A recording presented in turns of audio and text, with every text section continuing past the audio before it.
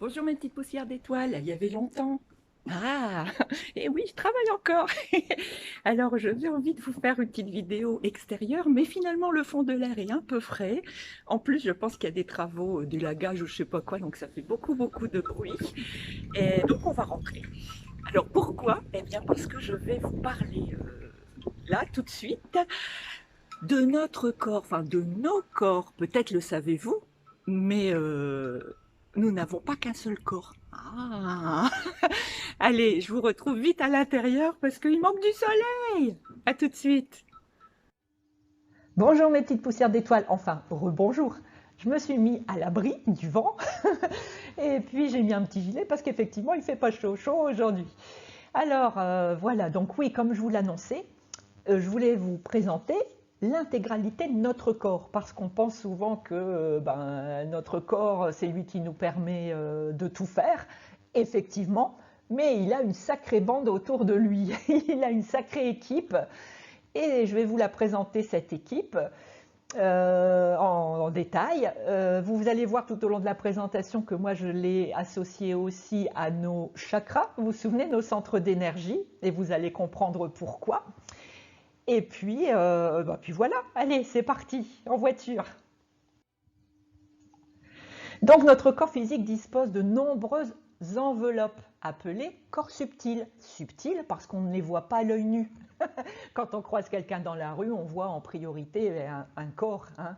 Seuls certains thérapeutes ou certaines personnes qui ont développé des capacités extrasensorielles sont capables de visualiser ces corps, voire de travailler, heureusement pour nous aider, de travailler sur ces corps. Et vous avez certainement déjà entendu parler d'aura. Non, non, pas d'aura l'exploratrice. Hein. Vous avez entendu parler de l'aura d'une personne. Eh bien, c'est ce qu'on va voir, parce que tous ces corps subtils, c'est ce qui constitue justement cette aura qui nous enveloppe et qui nous protège. Donc, il y en a 7 principaux de corps subtils, et ils sont imbriqués les uns dans les autres, un petit peu comme des poupées russes. Donc, nos différents corps, bien sûr, le premier qu'on va voir, c'est le corps physique. Alors, je vais le rattacher à celui-là, bien sûr, au premier chakra, qui est le chakra racine, le chakra je suis incarné, je suis né, je suis là. Donc, ce corps physique, c'est lui qui nous permet de bouger, d'expérimenter plein de choses dans la matière et grâce à nos 5 sens. C'est aussi ce corps physique qui permet à l'âme de se connecter à la matière. Pour être en vie, notre corps a besoin d'un corps énergétique, sinon c'est comme si c'était un Playmobil. Donc ce corps énergétique, on va l'appeler le corps éthérique. Il est aussi parfois appelé corps vital. Alors, on va dire que par exemple que c'est notre réservoir d'essence. Hein, si on considère notre corps comme le véhicule pour notre voyage sur la Terre, eh bien, ce sera ce corps éthérique qui est en fait notre réservoir d'essence. C'est aussi le gardien de notre corps physique parce que c'est la dernière protection. Alors, je vous en avais parlé dans d'autres vidéos. Vous savez que les émotions s'impriment, hein, tout ce qui ne s'exprime pas s'imprime dans notre corps et que, étape après étape, ça peut arriver à justement impacter notre corps physique. Eh bien, le corps éthérique est là, c'est la dernière barrière qui va permettre de ne pas développer une maladie ou autre chose. Donc c'est un corps bien sûr énergétique très important. Il est rattaché au chakra sacré. Je ne sais pas si vous vous souvenez de ce chakra qui est le chakra je commence à ressentir des choses, je commence à découvrir en fait. Hein.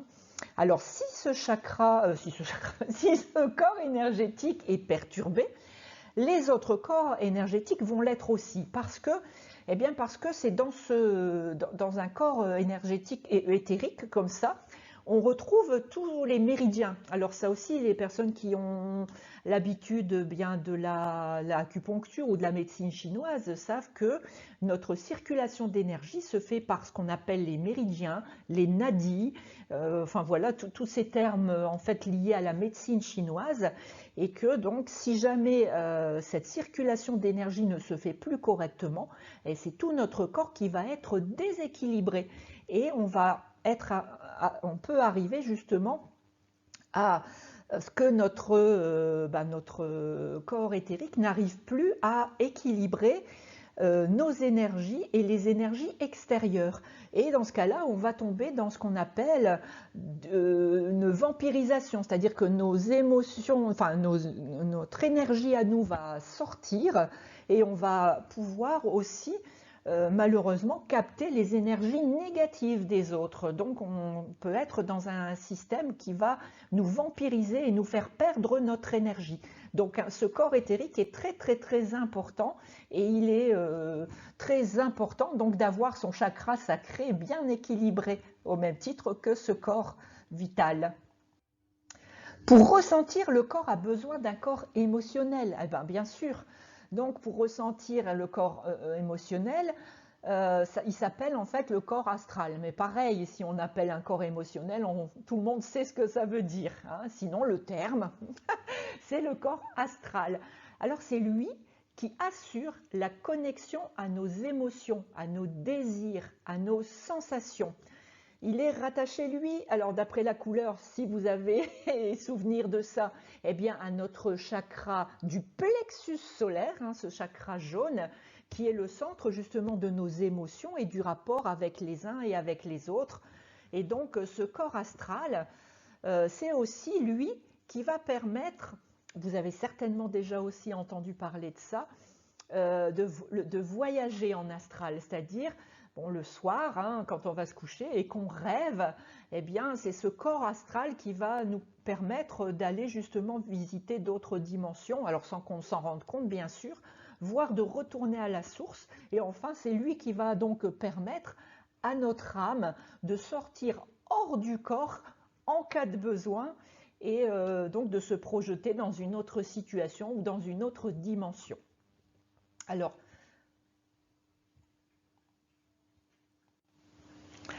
si il est déséquilibré, ce corps émotionnel, eh bien on va avoir du mal à méditer. Parce que bah oui, quand on médite, bah, on se pose et puis on peut laisser voyager son âme. On peut aussi avoir des difficultés à faire un voyage astral pour les personnes qui voudraient en faire volontairement. Parce que la nuit, on en fait involontairement, inconsciemment, on va dire.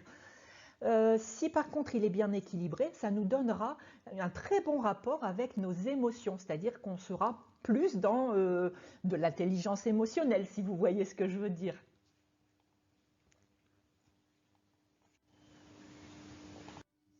Pour réfléchir, le corps a besoin d'un corps mental. Alors le corps mental, c'est particulier parce qu'il est scindé en deux. Il est scindé en une partie qu'on appelle le mental inférieur. Vous allez le reconnaître.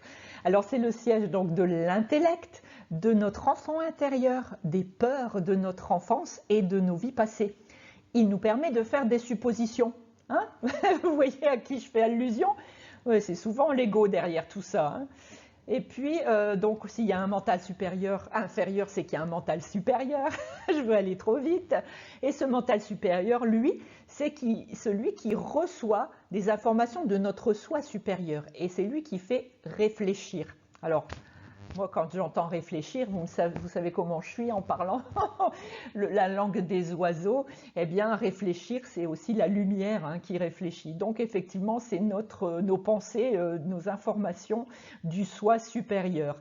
Et donc, ce corps mental a une lourde tâche parce qu'il doit créer l'équilibre entre le matériel et le spirituel. Et donc, quelqu'un qui va avoir un corps mental déséquilibré, eh bien, je ne sais pas si vous vous souvenez de cette fameuse pièce entre amour, on est quand même là dans le chakra du cœur, j'ai oublié de vous le dire, mais en étant en vert et la progression des chakras nous fait arriver au chakra du cœur.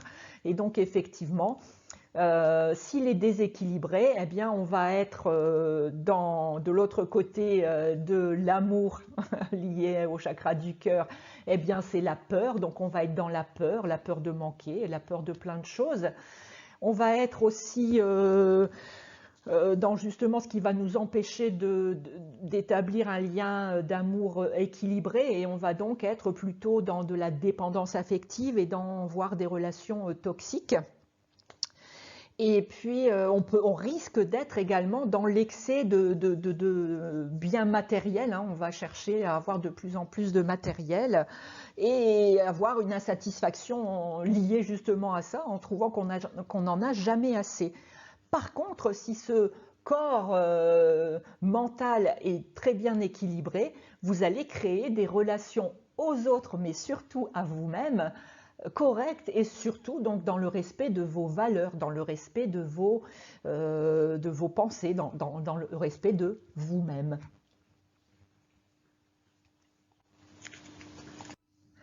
Pour mémoriser ces expériences, le corps a besoin d'un corps causal. Bon, je vous ai donné le nom tout de suite. C'est donc ce cinquième corps subtil qui est rattaché, lui, au chakra de la gorge. Alors, ce corps causal, qu'on appelle aussi corps karmique, vous allez comprendre pourquoi, parce qu'en fait, ce corps subtil, c'est la vraie bibliothèque de notre âme. Et dedans, on va y trouver justement toutes les vies antérieures de l'âme, toutes les expériences traversées dans les différents domaines, dans les différentes expérimentations traversées lors des anciennes incarnations. C'est ce qu'on appelle les annales akashiques. Et donc, ce corps causal est la porte des annales akashiques. Un thérapeute ou quelqu'un qui a la capacité justement de travailler avec ce corps subtil va pouvoir aider quelqu'un qui se trouve dans une situation bloquante, sous addiction, sous phobie, hein, eh bien, ça peut être lié à une ancienne vie. Et donc, le fait d'aller pouvoir regarder dans les annales akashiques, justement, si une vie antérieure a pu être bloquante et impacte encore la vie d'aujourd'hui, faire un nettoyage énergétique, eh bien, ça va permettre de soulager et de faire avancer la personne. C'est magnifique, c'est magique. Alors, quand ce corps causal relié au chakra de la gorge n'est pas bien harmonisé, on peut arriver à avoir des problèmes d'irritation chronique, voire d'extinction de voix, hein, donc vraiment liés à la gorge. Et on va surtout se retrouver parce qu'on ne comprend pas, parce qu'on n'intègre pas cette loi du karma, hein, et donc on va se retrouver dans une situation de victimisation, d'être bloqué dans des scénarios à répétition, hein, sans arriver à trouver la porte de sortie, sans arriver à comprendre ce que c'est que ce karma, et donc cette situation qu'on a la chance de représenter pour pouvoir trouver la bonne solution. Par contre, quand ce corps subtil est bien harmonieux, a bien été travaillé et bien en équilibre, eh bien, on se retrouvera dans une situation où on va comprendre qu'une épreuve qui arrive, si elle est là, c'est pour quelque chose, c'est pour faire grandir à nouveau notre âme. Si on a déjà eu ce schéma, on va peut-être aller voir comment on avait réagi quand il y a eu cette première présentation, et on va faire autrement. Et surtout, on va peut-être comprendre enfin qu'il faut surtout écouter son cœur plutôt que son mental.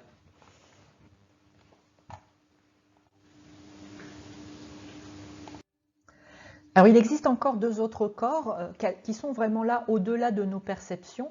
Le premier étant le corps bouddhique. Alors, ce corps subtil est en lien direct avec le troisième œil. C'est donc le siège de notre intuition, et c'est lui qui permet la connexion avec nos guides. Il nous permet aussi d'évoluer spirituellement. Et c'est peut-être la première fois que vous entendez parler de guides. Effectivement, bon, j'avais peut-être lâché tout doucement parce que j'en étais qu'au début d'exprimer qui j'étais, mais effectivement, j'avais quand même, je pense, parlé du monde angélique qui était très très intéressant et très très bienveillant et qui était avec nous au quotidien. J'en avais un peu parlé d'ailleurs dans les synchronicités.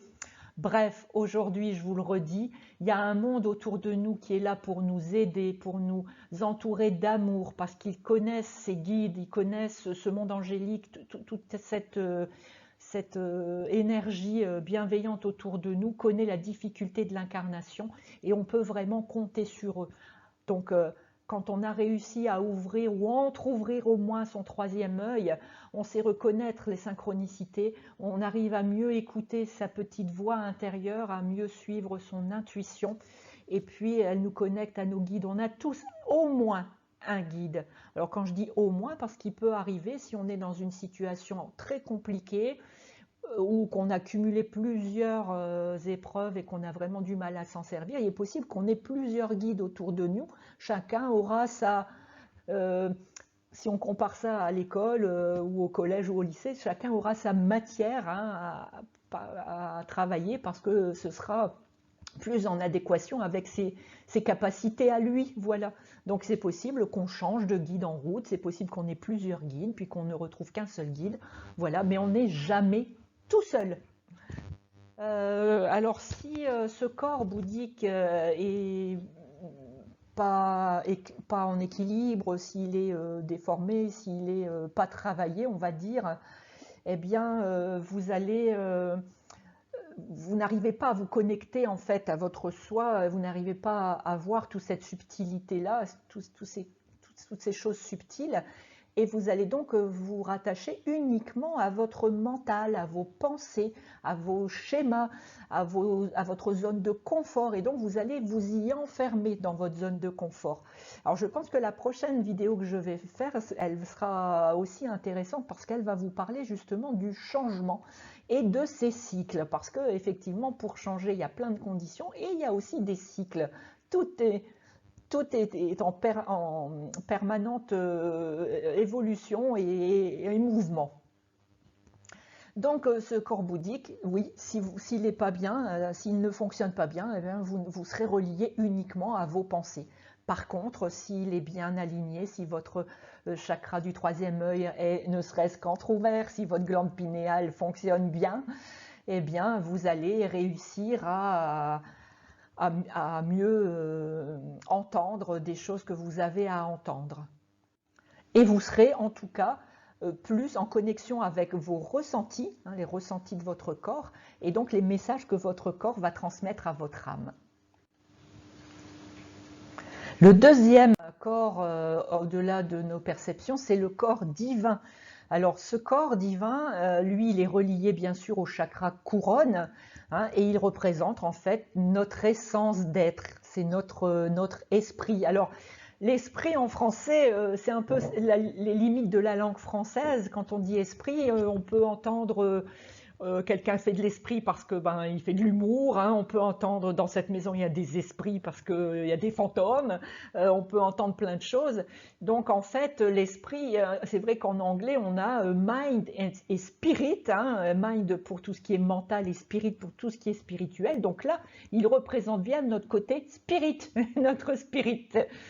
Et donc il permet là la connexion cette fois-ci à notre mission de vie. Donc si on est connecté, si on a ce corps subtil suffisamment linéaire, si on a de bonnes vibrations et si notre chakra couronne est bien harmonisé, on va pouvoir comprendre pourquoi on est venu sur Terre, ce qu'on est venu mener à bien, ce qu'on est venu partager aux autres.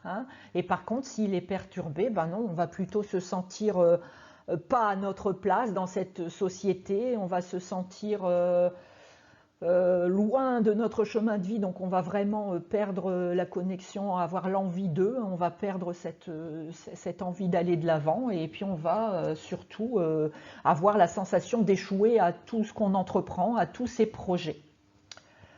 Voilà, voilà. Alors je vais vous donner une autre illustration qui nous montre ici la corde d'argent. Alors j'avais vu effectivement plusieurs documentations avant de vous faire cette vidéo, et j'aimais bien aussi cette représentation puisqu'elle nous parlait de ces deux derniers corps subtils, hein, le corps justement de l'esprit relié au chakra coronal et puis l'autre chakra relié au troisième œil. Donc on les voit bien ici à part de notre enveloppe corps plus corps subtil, matériel. Et surtout ce qui est important pour moi, c'est de vous faire comprendre que tous ces corps, bien sûr, sont reliés les uns aux autres, et notamment l'esprit, donc notre âme, notre spirit, et puis notre corps, hein, toute l'intégralité de notre corps, dont surtout notre corps physique. Et donc, on voit bien ici cette corde d'argent qui traverse l'intégralité de nos enveloppes, de nos corps subtils, plus de notre corps physique. Et cette corde d'argent, tant qu'elle existe, tant qu'elle est là, tant qu'elle est présente, il n'y a pas de souci. Et on parlait tout à l'heure de voyage astral, où j'ai pas trop parlé de ça, mais c'est aussi ce corps astral qui permet aux gens, quand on entend parler d'expériences de mort imminente, eh bien c'est ce corps astral qui est à l'œuvre, hein, et c'est cette âme qui sort de son corps.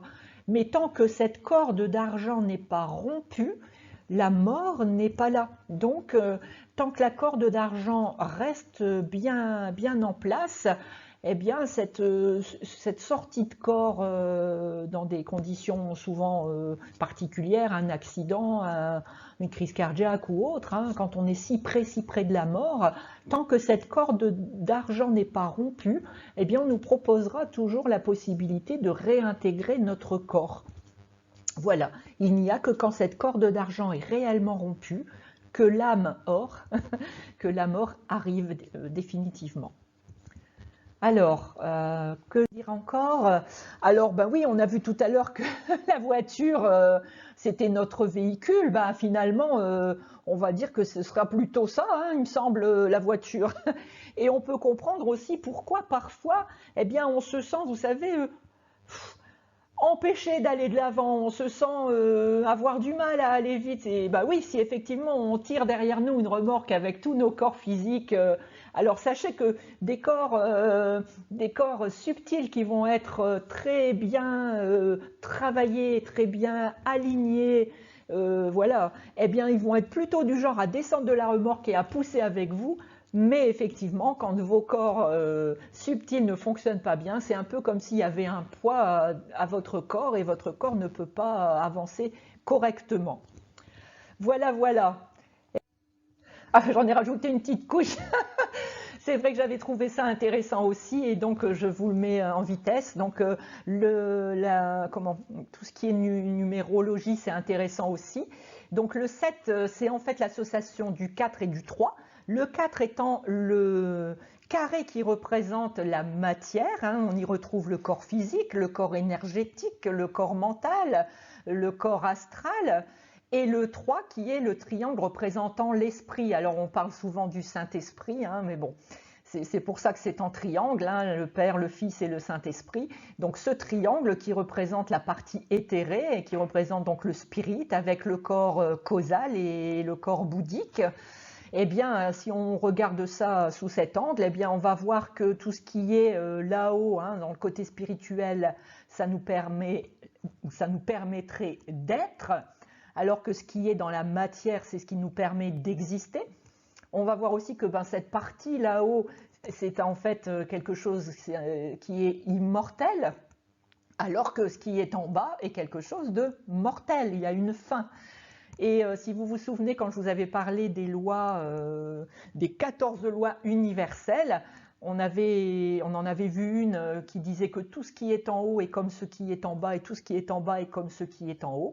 Eh bien, donc on va partir du principe que ce qui est en haut, c'est le modèle, c'est ce qui est, on va dire, l'être en état de puissance, hein, puisqu'il a tout ce qui est divin, donc toutes ses connaissances et puis toutes ses capacités surtout, alors que ce qui va être en bas, ce sera la copie et ce sera surtout ce qui est en état en action, puisque là, quand on est dans la matière, on fait des choses et c'est ce qui nous permet d'exister. Et donc, c'est aussi pour nous permettre de comprendre que pour arriver à suivre notre mission de vie, hein, eh bien, il faut ouvrir toute cette porte-là, tout ce passage pour que l'esprit arrive à éclairer notre vie et qu'on arrive justement à reconstruire, à redevenir en état de puissance. Voilà. Eh bien, écoutez, j'ai pris beaucoup de plaisir à vous retrouver.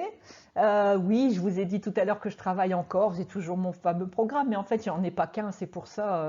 Et puis, je me dis que, parce que je suis comme ça, que si la vie me laisse du temps, parce que je n'ai toujours pas de nouvelles quant à ma situation professionnelle et tout ça, c'est pas grave, ça me permet justement de peaufiner pour arriver à vous donner un résultat, je l'espère, optimal, ou enfin, de toute façon, rien n'est jamais parfait et tout doit ou peut encore évoluer, mais en tout cas, quelque chose de, on va dire, structuré. Eh bien voilà, donc je continue de travailler là-dessus, mais en attendant, eh bien, je vous envoie plein de bisous, comme d'habitude. Je vous envoie encore tout mon amour, mais je vous en envoie tous les jours, vous savez, en travaillant. J'adore, parce qu'en plus, ça me fait grandir et vraiment, c'est quelque chose de magnifique. Allez, à bientôt. Je vous l'ai dit, la fois prochaine, je pense qu'on va aborder le changement. Le changement, c'est maintenant. Allez, bye bye.